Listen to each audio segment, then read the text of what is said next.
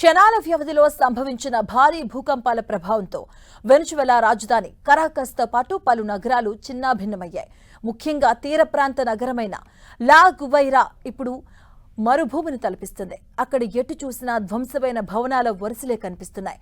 ఆ నగరంలోని ప్రముఖ హోటల్ ఒకటి శిథిలాల దిబ్బలా మారింది. లా గువైరాలోని మకుటో ప్రాంతంలోని హోటల్ ఎడ్వర్డ్ ఎంతో ఫేమస్. ఎయిర్పోర్టుకు సమీపంలో ఉండే ఈ 10 అంతస్తుల భవనం బీచ్ వ్యూతో ఆహ్లాదకరంగా ఉండేది. ఇక్కడ పార్టీలు, సమావేశాలు ఎక్కువగా జరుగుతూ ఉంటాయి. ఇక తాజాగా సంభవించిన భూకంపం దాటికి ఈ భవనం పేకమేడలా కూలిపోయింది. గుర్తుపట్టలేని విధంగా ధ్వంసమైంది. కేవలం హోటల్ బేస్మెంట్ మాత్రమే మిగిలింది.